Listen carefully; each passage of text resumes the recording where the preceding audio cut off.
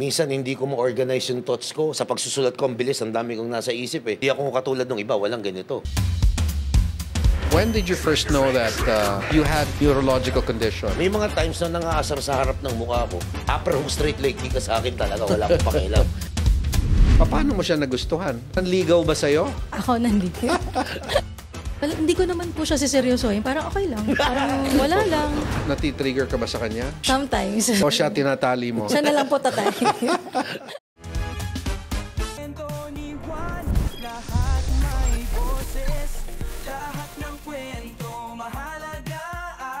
Good evening, ladies and gentlemen.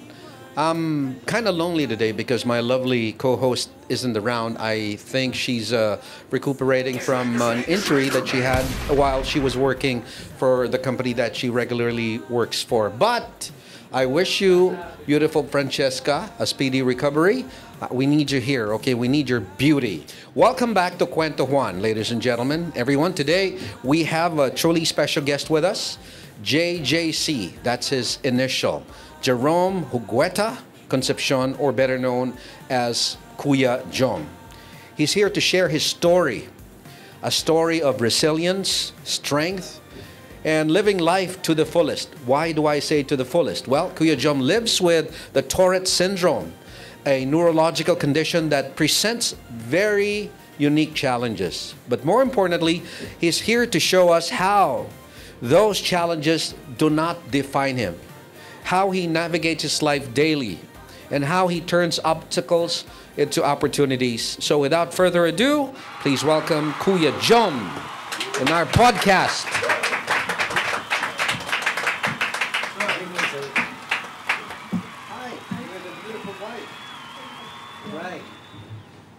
There's the microphone. Please come close to the microphone. Jom, hello. Kuya Jom.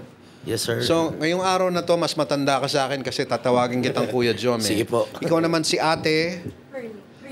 Herlene. Close to the microphone. Hindi naman apelido mo, Budol, no? Hindi naman. Herlene. First of all, good evening to you. Good evening po. Good evening po. Ganda naman ng asawa mo. Okay, so today we're very lucky to have you because it's not every day na I'm able to talk to someone with, like I said, it's you're full of it eh. Tourette syndrome. Tourette syndrome. Anong tawag nila sa Pilipinas ng Tourette syndrome? Tourette syndrome po kasi, ang Tourette syndrome meaning po nun, it's a neurological disorder. Yes. Nagmamanifest sa childhood or adolescence, characterized by multiple voluntary movements with vocal tics. How come I don't see it on you now? Actually, natatense ako kasi ngayon ako umarap ng camera last ng 2009 pa. Pero nagme-maintenance po ako for the past 13 years, mami. 13 years. There's a maintenance to it. With ADHD kasi, which yung last guest namin, si James, he undiagnosed though, may ADHD siya, alam niya. And ADHD is an imbalance of chemicals. Is it parang ganun ba yan din yan? Serotonin and dopamine. It's a brain fluid. Yeah. ADHD, yung kulang ka ng dopamine naman, di ba? Yung sa'yo, serotonin, dopamine. Serotonin parang sleeping something yun, di ba? Isa po responsible sa mood, isang responsible sa movement. So sa Tourette syndrome, may imbalance siya both. Kaya marami kami movement. And when it comes naman dun sa dopamine, which is sa mood, may imbalances din siya, sobrang secretion niya. Kaya mostly ng may Tourette syndrome, may comorbidities. For example, ako, may bipolar ako. So, medyo moody din ako. So ano ang layman's term po kasi sa Philippines, kasi very unknown siya eh. Yeah.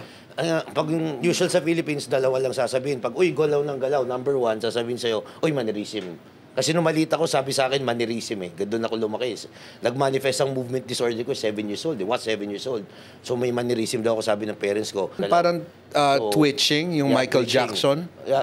Twitching po, may eye blinking, iba-iba eh. Bawat taong may Tourette syndrome. May ano yan? May categories ba? Wala naman po. Kaya lang, hindi. Ang categories niya is mild, moderate, severe. When you have that, pwede bang mag-twitching ka in just a single part of your body, eyes, kamay, or sabay-sabay? Pwede pong multiple. Like me, meron ako neck twitching, may eye blinking ako. Then yung left foreleg ko, tinataas ko pa talikod. Which is nag-iba siya kasi nung bata ako, neck twitching, eye blinking lang eh. So habang lumalaki ka, minsan nagbabago, napapalitan. So ganun po siya. Then nung lumaki ako, nagkaroon ako vocal tics. So mapapansin nyo mamaya, parang ngayon, kala nyo umuubo ako, pero vocal tics lang siya. Wala talaga akong ubo. So depende. Kung napapanood yung ibang Hollywood movie, yung vocal tics nila nagmumura na hindi nila sinasadya. So, yeah. So meaning what they say na nagmumura It's sila. involuntary. It's involuntary. It's Yung mga voluntary. movie, So, nakalimutan ko na how yung- is life? Every day is a challenge, di ba? Every day we struggle. What more with you? Ano yung, is it difficult? I mean, it doesn't look that way to me. It looks, you look very normal. Siguro po nung maliit ako, nag-start hanggang lumaki, mahirap talaga. Tapos siguro, I'm 40 years old now, so when it comes to Tourette's itself, yung movement, sanay na ako eh. Sanay, yung pagod pag bago ko matulog. Kasi isipin niyo po, nakakalibong galaw ako sa isang araw. Kaya, Nakakaano? Libo, thousands ang movement ko per day pag binilang mo. Isipin mo lang yung sa Tourette's, bihira yung may mataba. Kasi thousands ang galaw So mo. physically, Galaw ka ng you're galaw. active. Yung sa thinking mo is if kasi your muscles involuntary is your brain thinking also marami ring dating ganun din ba po. yun? So minsan hindi ko ma-organize yung thoughts ko. Sa pagsusulat ko, ang bilis, ang dami kong nasa isip eh. Gusto ko sabay-sabay. Bilis din po yung flow ko ng isip ko. Gusto ko lagi nagmamadali, mainipin ako. So part din rin yun. Is there a medicine for that? Medication? Wala po. So, sa akin po kasi ang Tourette's, wala po talaga siya medicine. Kasi Tourette's syndrome, unknown ang cause. Sabi nila, by studies, 50% by genes. Wala din siyang cure. So, nangihiram lang ito ng gamot sa ibang syndrome, ibang disorder, which is mga antipsychotic drugs. Like for me, ang tinake ko is risperidone. So, pag nag-inom ako Yeah, doon, that's familiar for ADHD also. ADHD Right. too. Yan po, olanzapine. It calms you down. Yes, Right. antidepressant. Right. So, you take it before bedtime, para the whole day yon, lessen ang movement namin, relax ka. Aside from dun sa Tourette ko, kasi mostly ng Tourette syndrome may comorbidity, so may comorbidity rin po ako. Nung nagpa-therapy ako noong 2013, na-diagnose ako ng anxiety, depression, bipolar, tsaka sabihin ko na ba, perversion. Perversion. so na-diagnose ako Perversion. Oo. What? Tell me that. That's a very interesting. When you say perversion, what happens? Nakikita mo ba sa kanya? Yes po. Sige. Sabi mo, More on ano po siya, mahawak ng puwet. Tapos ano po, So you're mahilig happy mahulog ng happy ka porn. nun pag nag-perversion siya? Hindi po. Ano po, kapag ano po, ano ba? Kapag nasa daan kasi, kahit nasa labas, nakakamawak siya ng puwet. Naiisak. Miski sino? Hindi naman po. O sa puwet mo? sa kanya mo. Yun lang po. Tapos mahilig siya manood ng porn. ano? Ayun po. Mahilig manood ng bold. Hindi mo ba Kung pwede mapigil? pong every second? kahit wala pong tulugan. How is kaya he in sex? In bed? Okay naman po. Depende sa mood. Depende sa mood niya. Depende sa mood niya. Do you initiate it or you initiate it? Most of the time po ako. Tsaka Talaga? lalo na po pag nasa urge ako, feeling ko nasa movie ako talaga. Do you turn like an animalistic? Yes. You do. Yes, sometimes parang po. ganun I think most of the time. Hindi naman po, para siya, parang ano ka. Parang manyak. Nagiging ganun ba? May pagkaganon po. So, anong ginagawa mo? Pag nagiging mas gusto mo ba yan? Hindi po masyado. Sinasabihan ko naman po siya. So, ano naman siya, nag-adjust naman po siya. Ito ba, may mga ano pa na tinatali ka at ginagawa? Ay, hindi naman po. Ay, hindi Wala na naman ganun. po. Hindi. O siya tinatali mo? Siya na lang po tatay. wala po. So, you seem to be contented and happy.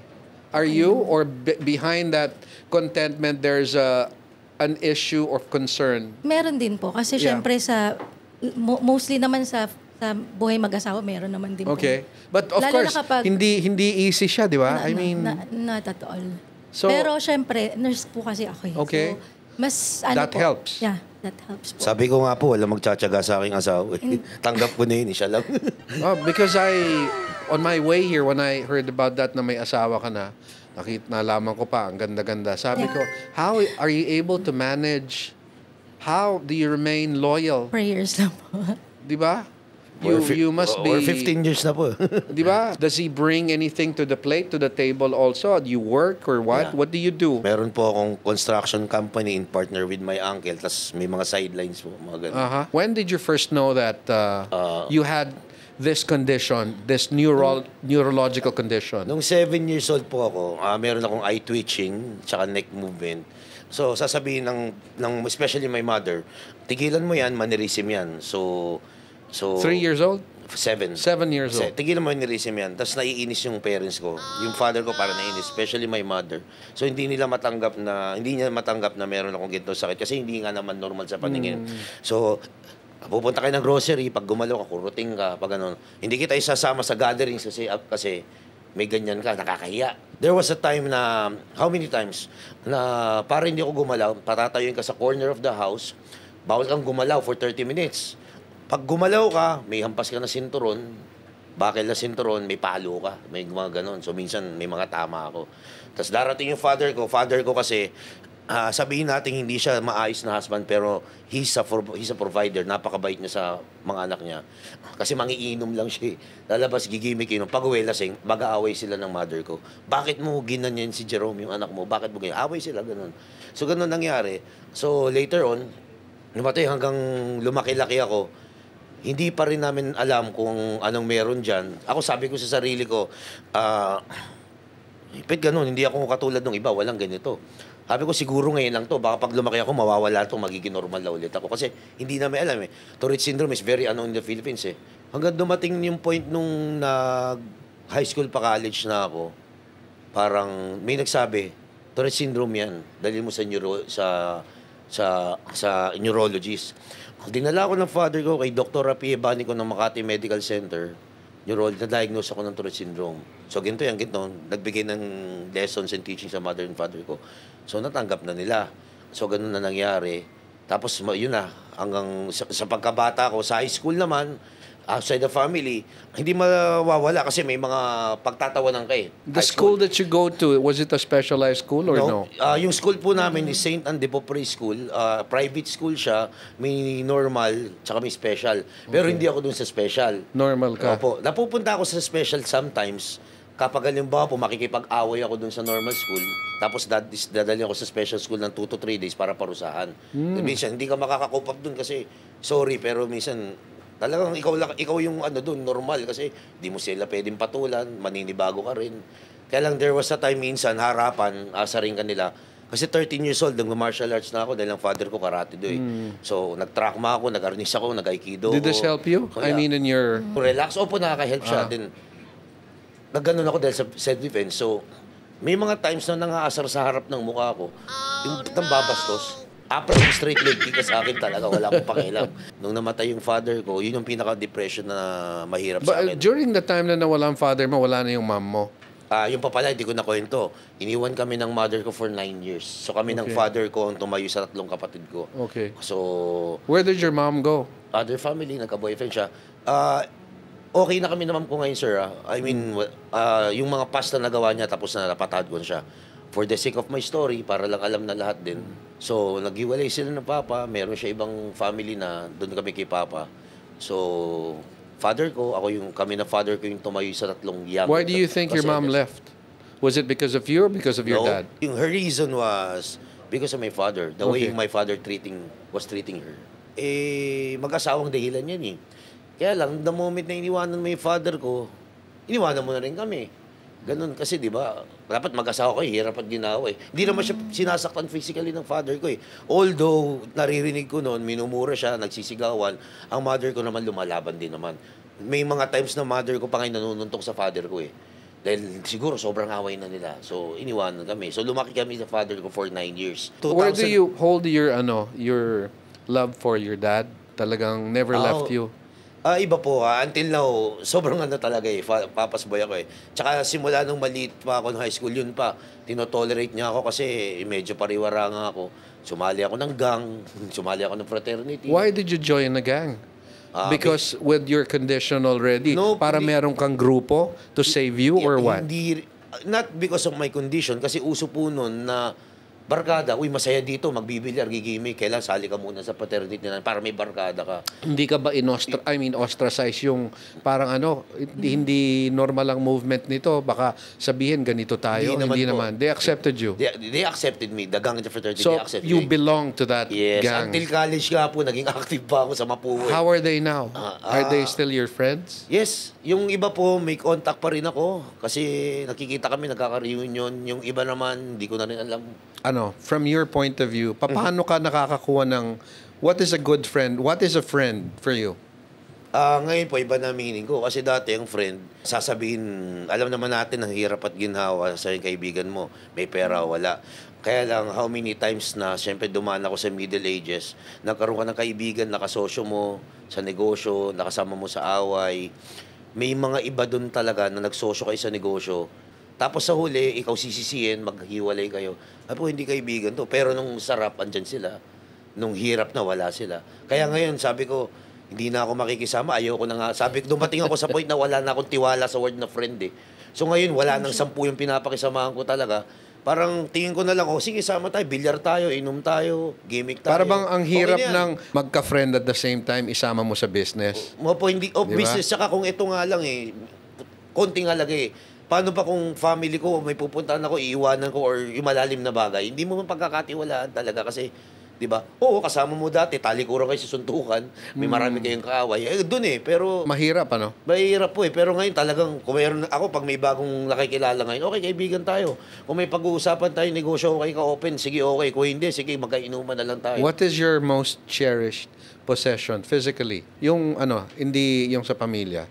Ano yung most cherished mo, pinaka-importante sa'yo sa mga bagay? Physical, materials. Material. Relos. Relos, why? Relos. Kasi, for example po, parang gold eh. Pag bumili ka luxury watch, bihirang bumabang presyo eh. Laging tumataas ang value. Okay. Sabi you, for example, ang pinaka-hotcake, Rolex. Okay. Bili ka na Rolex. Meron ka bang Rolex? Meron po. Kasi yung mga AP watch nga po, mas mahal pa, pero hindi siya ganun kagandang buy and sell ng AP eh. Meron naman tayo niyan, pag nagkagipit-gipit, pwede ko isalta.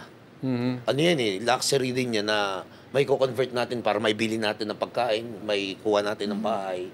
So, pwedeng ganun po. So that's for material things. That's for material. What about for, in this lifetime, what is possession that you can't live without? Daughter and wife. Number one lagi, daughter and wife. Wala nang iba. Wife and daughter lang So ako. you look forward to the future, yung kung ano yung para sa future nila. Always. So Definitely. how do you make yourself better? It's a struggle every day. Mahirap na nga mabuhay na normal ka na. Ito pang condition mo. Do you see him struggling, nahihirapan sa everyday? Yes po. Ano yung struggles na nakikita mo? More on psychological po. How does he deal? Ano yung mga psychological na problema niya from your point of view? Yung mood niya. So, Depression, anxiety, every day? sabay-sabay. Every day or what? Or there's certain times? May mga times naman po na hindi naman siya What triggers it? pag may onti lang na hindi siya nagustuhan, ganyan. Hindi naman niya gusto rin na magalit. Outside forces? Outside, whether Internal. outside or internal po. Minsan family Ganon. din po. Family, Yung ganyan. family din. Apo. Yung Mabilis mother siyang din. matrigger. Natitrigger ka ba sa kanya? Sometimes. Sometimes po. Pero sa ngayon talaga, kung pinagbubutihan ko sa kabuhayan para sa family, kaso ang dami ko ring mga downs eh. For example, masama sa sakit ko ang alcohol and smoking. Doon siya nagagalit. Tapos Do you drink and smoke? Yeah. Tapos inaabot ako ng 6 a.m. sa bilyaran. Na ano? 6 a.m. sa bilyaran. Tapos naglalaro, nakikipagpustahan. Parang kahit on a normal day natin, sundo ko yung anak ko sa school, minsan hindi ako natutulog. Very wrong. Why do you do that? Is that a way to cope with yung internal infighting mo? Parang yung... Hindi, honestly, syempre masaya ako kasama yung family ko sa bahay, yung daughter ko, anak ko. Kaya lang, iba rin naman yung saya nandun ka sa labas. Yeah. Kasi pag nagbibilyar ako, masarap maglaro. Tapos may ako full of bottle of beers, ang saya. Parang, yun nga lang, minsan gusto mong umuwi ng maaga. Pag nandyan yung mga influence, may kalaban, laro na. Paano kayo nagkakilala? Ano to because of course, you have this difficulties in you. Paano mo siya nagustuhan? Kasi, Nanligaw ba sa'yo? Hindi naman siya nanligaw. Ikaw ang nanligaw. Ako nanligaw. Hindi, estudyante niya po ako. Okay. 2010 po student Tapos ko siya. nagustuhan ko siya kasi matalino, as in matalino siya. Very, When you say matalino, ano yun? marami siya alam. Kumbaga natututo ako sa kanya. Tapos siya, Were you very, physically attracted to yes him? po, opo. Tapos po kasi In spite of yung ano niya? minsan nasusuppress po niya yung galaw niya. So hindi ko po, parang kung nakikita ko po, since I'm a nurse, syempre parang normal sa akin na may tics. Hindi ko siya tinitake na, ay, ano ba to? So parang naintindihan Normal ko. lang to. Oo, parang gano'n. Normal sa case niya po. Was that thing in him that you liked in him for you to, realize na, gusto ko tong maging asawa? Very siya, family-oriented naman siya. Ganun. Tapos siya, sobrang sweet. Yung pamilya mo ba, nung bago kayo magpakasal, weren't they against him because of his condition? Not that No. really. But Po? my mother is against her. Siya I don't know why. Talaga, up to now? Actually, hindi naman siya gusto ng mother ko eh. Nasabi ko on air, kung mapanood ng mom to, bahala siya. Why do you think that? Hindi ko masabi eh. You're saying something. Oh, okay. Why do you think your mother-in-law doesn't like you? I don't know. No rin. You don't know. I don't want to comment about it. Okay. Do you fight about your parents also? May mga point of discussion din kayo doon? Ulila siya maaga. I'm an orphan po. Orphan po siya. Okay. Very tough woman also. You're tough, Ang no? nagpalaki sa kanya, auntie and lola. Oh, Lola. because So, when you... at kaya ang dami ko rin nagustuhan sa kanya kasi yun nga. Nakilala ko siya actually si Jim, estudyante. Bago ko mag-estudyante, sabi sabi nila doon sa room, may nagbumoy tay daw, may kulay buhok, mahaba, maganda daw. Tapos pagtingin ko, uy, naka-leggings, ang ganda ng buhok. Tapos sabi ko, uy, ang laki ng puwet. Sabi ko, gusto ko to. Sabi ko, pagtingin ko, uy, ang ganda, pwede na to. Sabi ko. Tapos pag yung nataon, yung ate-ate ko doon, siya pala nagdala dito. Ate Karen, pakilala mo na ako. Sabi ko lang. Gaano katagal mong niligawan? Months. Tapos, tsaka hindi lang po yun kasi, nung nakilala ko siya, meron akong, sorry, hindi ako ganun kagwapo, pero magaling ako magsalita. May 2 girlfriend ako noon, sabay. Sabay, ah. Oo, nung nakilala ko siya, sabi ko, baka dito pa ako mag-end up. Tapos, yun na. Lumabas-labas kami. Una, yun lang, sa Starbucks, punta ng Gilis. Tapos, naging magkaibigan kami. Tapos, yun na. Alin yung nag-umpisa? Naging magkaibigan muna? Opo, naging magka-text lang. Pero Magka-text lang kami. alam nang may intention na naman ligaw na. Parang, Siguro, alam niya po yun. Kasi nangungulit po siya Nangungulit. palagi. Tsaka tinetext ko po Nung siya. malaman mong may girlfriend, Well, hindi ko naman po siya siseryosohin. Parang okay lang. Parang wala lang. Lupit mo naman. Hindi ko naman po sabi siya mo, parang wala lang. wala lang, ganito. Parang Sige, ganun po. okay. Nangungulit ka, okay. Did you ever break off and nag-separate? Kunyari, nagkamali lang ako ng salita, galit agad siya. Ayan, nakita ko yung tick niya. Most people that I know with Tourette syndrome, very overachiever, they are very well in their careers. Akala nila makulit lang or mannerism. What can you advise them para alam nila na dapat conscious tungkol dyan? Lalakasan nyo lang ang loob nyo, dapat hindi maging hindrance yung disability natin. And this is one way of proving ourselves. Pero din tayong kayang gawin. Lahat may boses, lahat ng kwento.